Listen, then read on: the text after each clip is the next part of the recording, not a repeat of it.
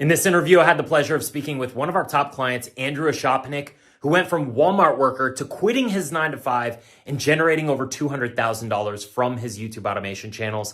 He's going to share the secrets of his struggles and successes with you so you can go ahead and build yourself a profitable YouTube automation channel. Let's go ahead and jump right into it. All right, we are here with our client, Andrew Ashopnik. He's been with us since 2021. From the beginning, working at Walmart to quitting his job to generating over 200K with YouTube automation, and now helping current clients in our program, just assisting them to get further. Andrew, what's the key to your success? Well, at the beginning anyways, I was always the student who followed the strategy. I stuck to what was taught in the training.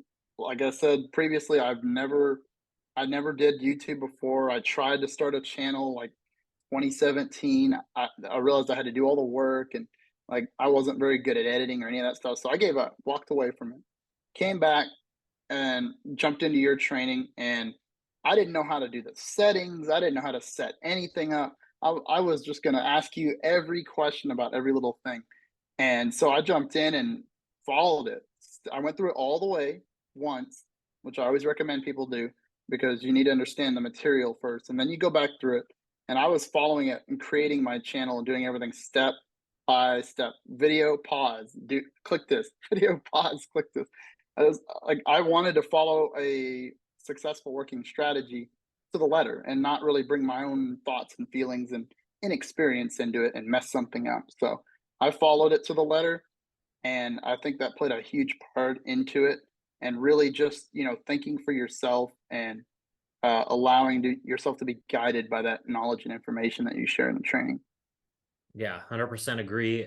You followed it to the T, and that's why I use you as a star example, because just like everything you did, you impressed me as far as the results. And at the beginning, the results weren't super fast. Like there was a couple other clients that were seeing $100 days literally from the first day of monetization.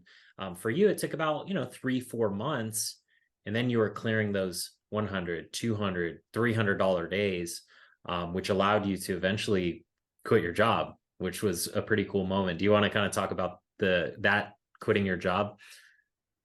Man, I never saw myself doing that. Like I was still working there, and it was over $500 a day consistently, and I was just sitting there, and I would finish a full work day, and I would barely make $100 pre-tax, and like in one day, full day, 8 hours of work, and I was tired. Your muscles are sore, and it's like, but I just made over $500 on YouTube, and all I did was launch the video that morning, and it was like, Yeah. now that versus this, I was like, how long can I keep this?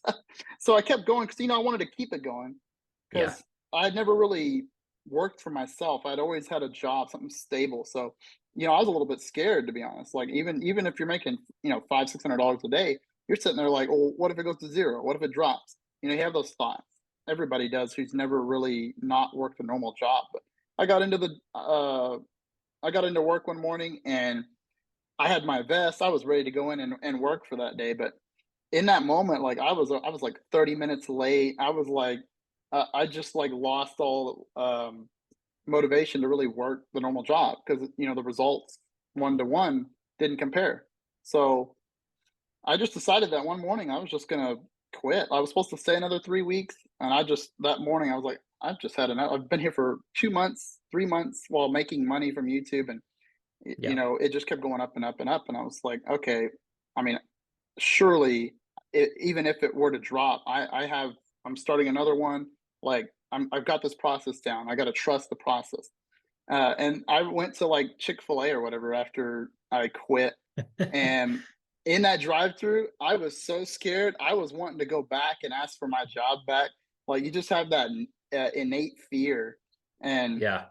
took a while to get over that. But I just was like, now you've got all this time, commit all this time to the channel and the new ones you're starting, and really just double down on the process. Like you've jumped off the boat. Like you got to really give it 110%, and that 8 hours you're working needs to be research analysis, like brainstorming, like all this stuff. And that's kind of like the process I went through when I quit.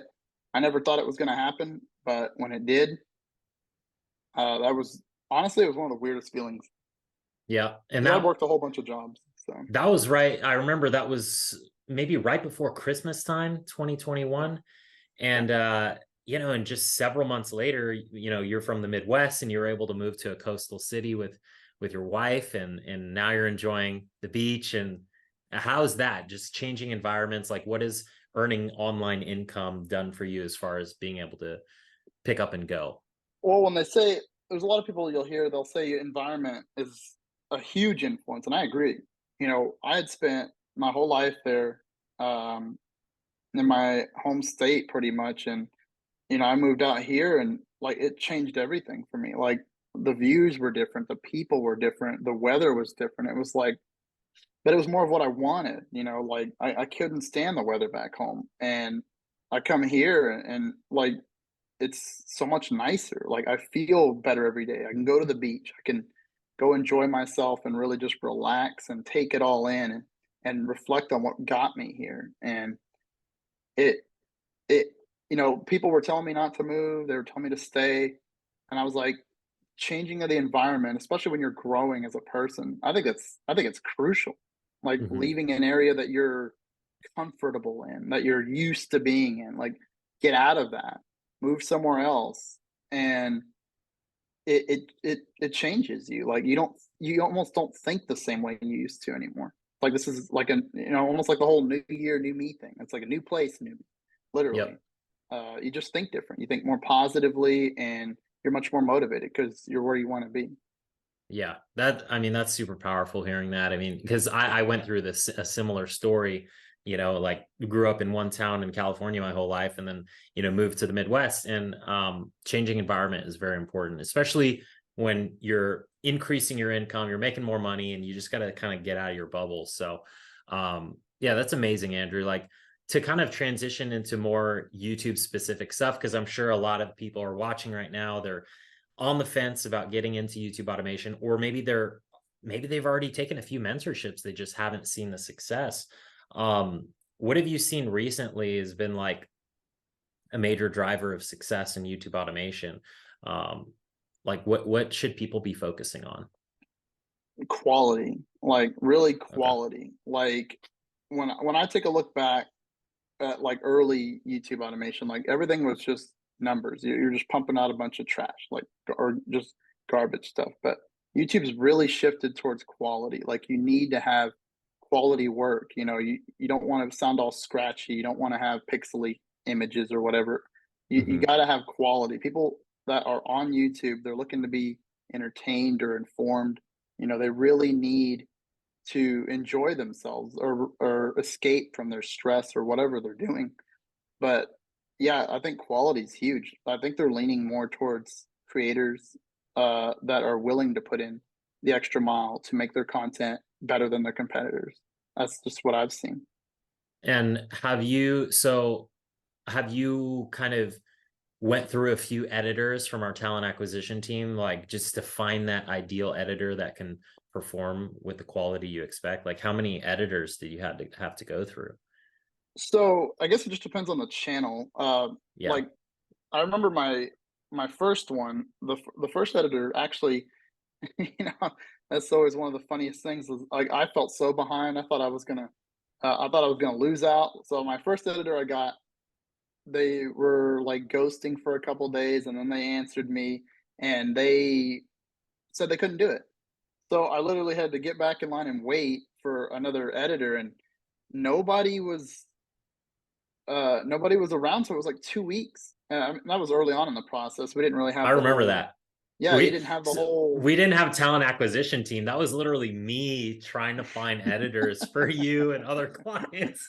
Now we have our two talent acquisition managers, wonderful ladies that do all of this. They're interviewing 15 people a day. So but Yes, yeah, I but back remember those then days. it was slim pickings, and Yeah. my editor that came in second, perfect, absolutely perfect. I am still with her today. She's still on my team, Wow. and you know you really get to grow with these people that they do good work, you do good work. It's just a positive environment, and you're putting out quality content, like I said, and they get to understand you and what you want and all that good stuff. So uh, taking on a boss role is weird. I was always a team member. I was never somebody in charge of people or they're handing out orders or whatever. However you run your ship, it's like it's good feeling though. To once you become really productive at this and you put in the time, like you'll get to see the moving parts and understand how everything works and how to make it better and more productive. So um, yeah, I'd say it just depends on the channel. I've never really had too many problems though. The acquisition team, they're really good. Uh, I've only ever I've only ever dropped two out of Yep. like eight. So it's like, I mean, they're good people. They really pick good people. Yeah, that's awesome. And just kind of to like dig into what you said there, um, that's a huge part of this too, like that people don't realize is yes, you're making money from YouTube automation. Great, awesome. But who you become in the process is so much greater because you actually jump out of that solopreneur, kind of title where, affiliate marketing, drop shipping, all that stuff, you're pretty much solopreneur. Like I've done it all. Um, to YouTube automation, where you're actually a CEO, you are a boss, you are a leader of a team that is doing all of the work. So that's kind of the biggest thing that I've got out of it, and it looks like you've done that too. So that's pretty cool. Yeah, it Um, teaches a lot of good stuff. Responsibility, leadership, empowerment, all that good stuff. Not stuff you think you're capable of, and yeah, you just go and do it. It's a good feeling. It really is to grow.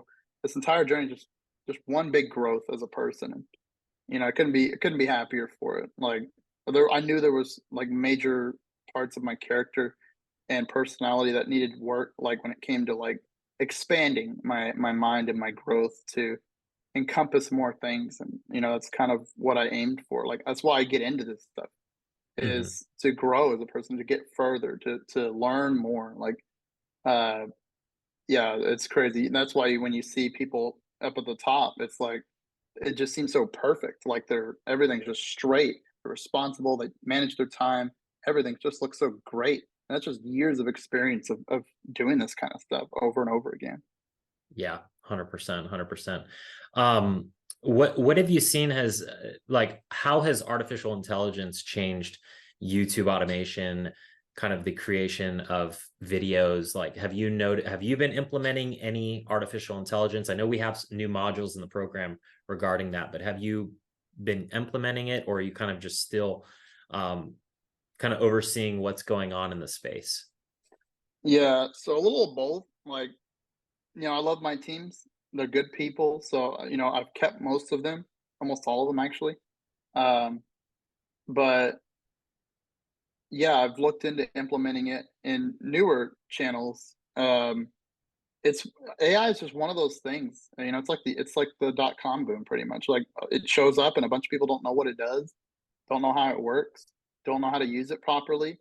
And it's just one of those things I told myself because I got an IT degree. So I was like, I Yeah, always felt like I was up to speed on the technology and everything that was coming out. And even some of the students uh in the groups, like they know so much more than me. And I'm like, it doesn't matter how high you are in one area. It's like you come back on another level and you're like, teach me your ways. I'm trying to get caught up on all that because it's going so fast. Like it went from doing nothing to doing like 75% of all the work. It's crazy the potential for down the road, even a year from now. yeah. Um, but I've looked into it and I've actively started working with it and seeing where I can implement it. Um, and to have the most positive effect on the channels. For sure. Yeah. And just to give the viewer, like just to give the viewers a context too of what we're talking about in the foundations program is like it goes much further than beyond just creating scripts with ChatGPT or using AI voiceovers. There's a lot of other things. Like in the last coaching call we did, one of our clients, he built out a YouTube coach on ChatGPT, right? Like that's crazy. It analyzes channels and kind of gives you video ideas, that kind of stuff, based off your audience. One of our other clients who enrolled kind of similar time to you, just uploaded some modules in our program that basically automate the virtual assistant process or channel manager process, like uploading, creating titles. Like AI can do all of this to where you don't even have to touch anything. So it's just insane. It's insane. Yeah. But awesome, Andrew. I guess my next question is, what are okay, let's dive into low CPM versus high CPM. I think this is a good one. People are like, should I only go for high CPM? And that's what I primarily teach in the program. Go for high CPM, but once you're more experienced, can you go low CPM? And for Oh the yeah. viewers, CPM is cost per mil, how much YouTube pays you per 1,000 views. So what would you say? Yeah.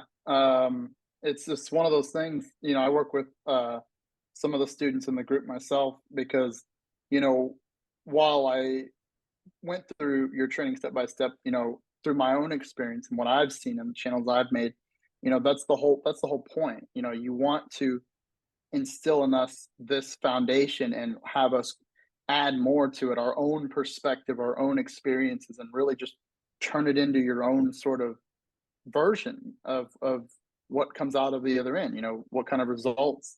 And for me, I'm actually more, I know, excuse me, I know you're more on the high CPM.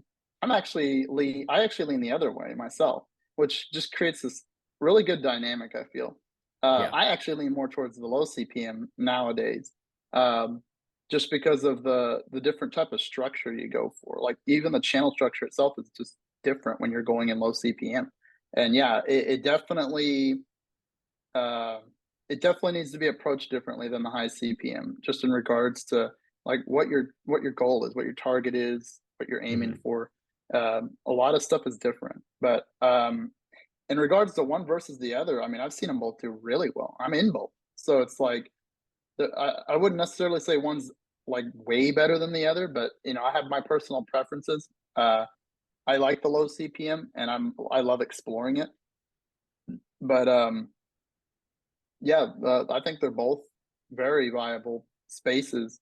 Um, your training got me on that road at the beginning, and I kind of just added my own piece to it and explored the other side. I think it doesn't really matter. Uh, it just depends on what you're bringing to the table. Are you bringing quality content that viewers on YouTube will enjoy and continue to watch? I think that's probably one of the biggest drivers, in my opinion. Uh, but I think they're both good spaces. It just depends on what you get into in both. Um, but yeah, I can't really say like one's like way better than the other one, but Yeah. because I've seen massive success in both. For sure.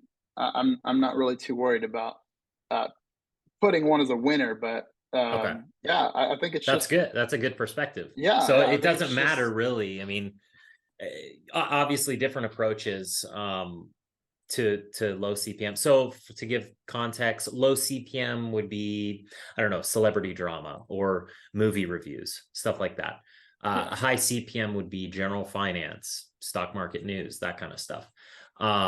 For anyone listening and doesn't know the difference. So, but yeah, I think it's good to hear from your perspective. Obviously, in the program, we recommend starting high CPM, but as you get more experience, definitely venture out and try new things. Um, cool. Trying to think, was there any last things you wanted to touch on as far as people getting started with YouTube automation? I mean, what would you say to someone that's on the fence? don't be afraid to invest in yourself. Like I've done a lot of other business models that didn't work out. Yeah. This was kind of the first one that really hit it off. And what I tell people is like, just don't, you run into a roadblock, don't just give up and walk away. Like you're giving up on what you were fighting for in the first place. Why did you start trying to do this?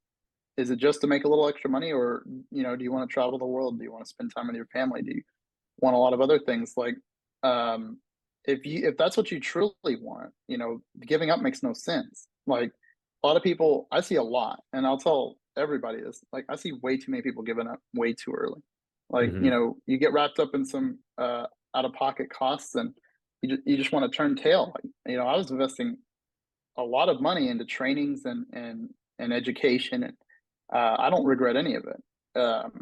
It ate a hole out of my pocket half the time, but I was Yeah, willing. To, I I've was been there willing to too. invest. I was willing to invest in myself. Yeah. The even if you don't reach that end result, you know, learn from this, grow from it, take what you get out of it, and write those lessons you've learned, write your experience, like really reflect on it. Don't just say, oh, I burned some money, moving on to the next thing. Believe me, Mm. I did that. You got to stop somewhere. I've done it like 6 or 7 times before this. At some point, you got to put your foot down and be in it for the long haul. Mm. I think a lot of people just aren't in it for the long haul. Like this is not you're not going to be rolling out 10K next month. It's just very, very, very unlikely. I didn't even do Yeah. that. So it's like No. just don't expect quick results. Like Ryan says a lot of times, it's not get rich quick. It's not make money quick. Can it? Sure. Should you plan for that? No. Like be realistic, be conservative, really uh, I like to keep my expectations more on the mid to low side, like just to be on the safe side. Um, don't be hyping yourself up thinking, you're gonna make over 100K your first year. Like, just keep your Possible, but expectations realistic. yeah. Possible, obviously possible. Uh, Yeah. Multiple clients now. Possible, yeah. Just keep your Uh, expectations realistic. Like, it's true. um, just be realistic about it, and when you approach it, um, give it everything. Like one thing Yeah. I'll admit, I didn't do at the beginning was give it everything. I was doing Mm. really well, but I can honestly say I wasn't trying 100%. I was probably doing like 70. I wasn't going the extra mile after a while. Like, I started to get complacent. Don't get complacent. Keep working at it. Keep improving.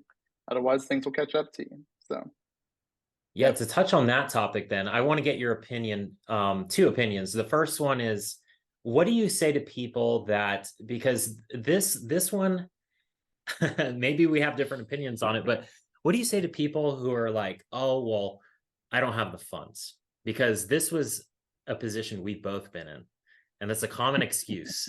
I know you just explained like you should definitely invest in yourself, but what like what do you say to those people? Because that was once us at some point, right? I think it depends eventually on how like desperate you get for this. Like, how much do you really want this? Hmm. Eventually, you get desperate enough that that excuses doesn't work anymore. Like, Yeah, I don't tell anybody to be irresponsible with their money, of but course.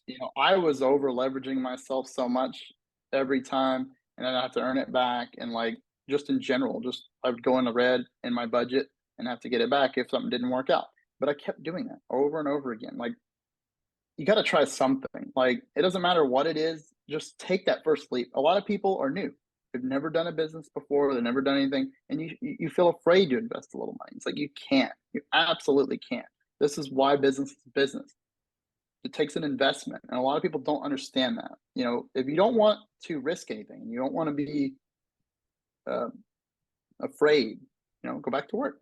I Yeah, it's true. could have went. I could have went right. I It's did go true. back to. I was scared at the beginning. I was going back to Yeah. work even when you're Yep. making a lot of money. It's like, yeah, a regular job is the most comfortable, safest place to be, and I do recommend people still have one even when they start this.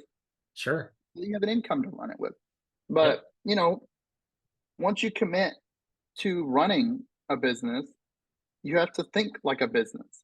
It's going to cost money. It's going to be an expense. You take franchising a Wendy's or a Subway or McDonald's. All that's a lot of money up front, a lot more than you would ever pay here, realistically, in any sense Yeah. of the word. But like, you got to invest. Like, I I don't know how many times I don't know. Sometimes it was 100, sometimes it was several thousand. Like, I would just scrape together whatever and try different things. Like, it didn't work 6 or 7 times. I could have just given up. I had a degree. Have a degree. I could have went and worked a regular job. But what I wanted, and this is kind of the kicker, is if what you want can't be achieved by a normal job, you have to go for it. It's your only real choice. You have to try something. And especially when it's like a complete plan for you to get started or to go down a road to work on something for your, your future. For me, it was I wanted like the more as the years went by, the more I wanted what I wanted, most of what I have now. And eventually it just burns away at you so bad. Like, whether that's work that grinds you down or whatever else your situation is, you're gonna want it more and more and more. And like I said, as that desperation and desire builds inside you, use that fire, use that desire to get you there, to take that leap. A lot, like I said, a lot of you have never started a business before. That's the scariest thing you could ever do. First thing I ever invested in, I was scared beyond belief. I had a job. I was in college. Like, you feel safe, and you are. Yep. But that first time you leave that nest, it is beyond frightening. But you will never get anywhere unless you go past that point. You're Hmm. just going to be stuck in your same circle that you're stuck in. That's just the nature of things. If you don't grow or you're not willing to grow, you'll never get anywhere. And that's not being harsh. That's being brutally honest. That's what it takes to be successful in business. Yeah. It takes risk. It takes investment. That's just the bottom line. Yeah, no, and I'm glad that it's coming from you, not from me, because we see eye to eye on this. Like I remember I spent 6 years in college and I dropped out because my wife or my girlfriend at the time, who's now my wife, was like, you can always go back to college and we'll figure it out. We'll pay off the credit cards. We'll figure it out, and so for me, like I didn't even have enough courage. So hopefully these words that you're saying will inspire and give courage to some others that need it, because I needed it. My wife gave me that courage. I'm sure there was someone in your life that gave you that courage, or maybe it was some of my teachings that gave you that courage. So, I won't take credit for that, but, okay. So that was a good one. The second opinion or second question I wanted to get your take on, because this is a common one too, that I hear a lot on the internet and I have a strong opinion towards it, but I want to hear yours. So what do you say to the people that say you can learn this for free on YouTube? Yeah, that's one. I've been in a lot of business models, and that comes up every single time. And when they Yeah. ask the people who create trainings and who do this, their answer is always the same: go learn it on YouTube. Yeah. See you in a couple years. Yeah. It's like the big problem is when you go try to learn something for free, you're adding a significant amount of time. Significant. We're talking years of putting it together. You're literally just retracing the same steps that the person who's offering a training or a coaching or a mentorship has went through. It took them Yes. years to get to that point, and you're just going to start right there at the beginning and do it just like they did. Well, it's going to take you a couple of years to piece Yeah. it all together, to develop your own strategy, Yep. or you can cut that significantly down to a fraction of the time and take a strategy that has proven to work time and time again, and you just follow the same steps while not being too creative. You can add your own little twist to it, but not based off your experience, because at that, when you're starting something new, you usually don't have any. So Hmm. lean on someone else's experience, lean on somebody else's knowledge, and really speed that up. I've done that, especially ever since YouTube. I've jumped into a whole bunch of different stuff and got trainings for a whole bunch of other things. And it's just upped my knowledge so quickly versus stuff. If I was out there trying to research it, you're talking hours, endless hours on end to just piece stuff together when you could just go to somebody who's an expert in it, who's done it for many years, like yourself, and just pick up a winning strategy that's proven to work. Like it's almost a no-brainer. Like you're throwing cost in the way of it. Well, Yeah. what's worth more, your money or your time? Hmm. If you tell me your money, you're wrong. We have a limited Yeah. amount of time, and it's only going down every second. Even now, all of our time is Yeah. dwindling away. But guess what? You can always make more money. You can always get a That's job. true. You can always make more money. You can hold a car wash. You can go sell some cookies. It don't matter what you do. You can always make Yeah. more money. Money's just cycling people's hands. Yeah. Time is not doing that. So, prioritize your time. Make it more important. Don't sit around and do nothing all day. Like, use your time wisely because obviously we only have a limited amount of it. A lot of people just don't understand that and they immediately go to the cost of things. And I'm like at the point where, I'll spend anything for training and Yeah. information. Like my time, I saw you were like that when I joined. Your time was your priority. Yep. Not the money you were making. It was what you were doing with your time, what you were able to do with your time. I was like just kind of fresh back into kind of like structuring my schedule because I was working. You're spending your time working for somebody else.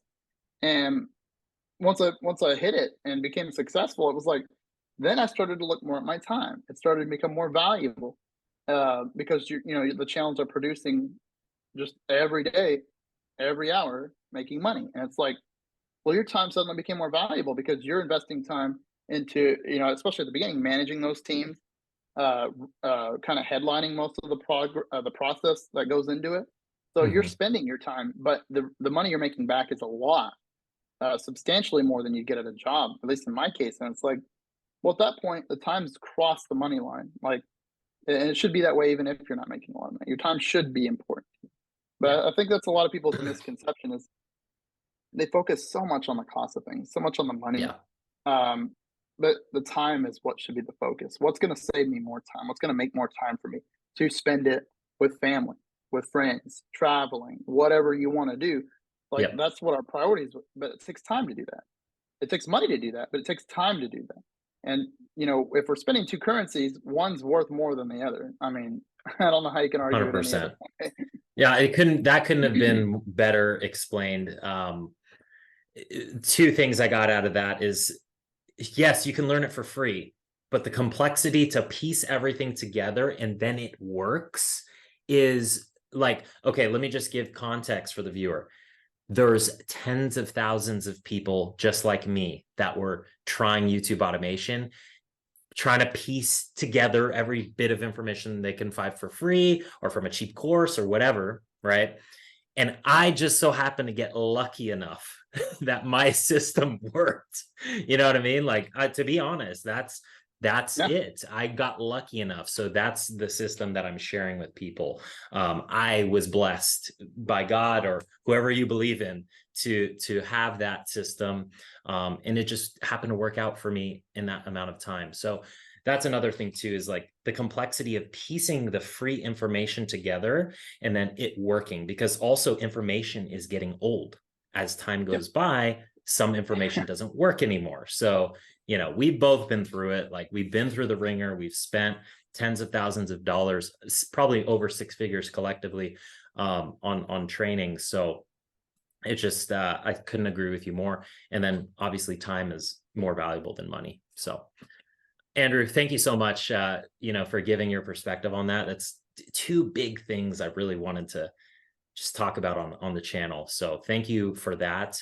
Um, for anyone watching, if you book a call with our team and you don't decide to move forward with foundations, you can get in contact with Andrew in our free Facebook group. Our client success managers will connect you with him so you can get his perspective if you're kind of on the edge. But Andrew, is there any last things you want to give to the audience, or were you good? just do your research, and don't be afraid to invest and seek out that knowledge, seek out that experience. It doesn't even have to be here. Just make sure wherever you're going, you're taking the advice from somebody who's ahead of where you are.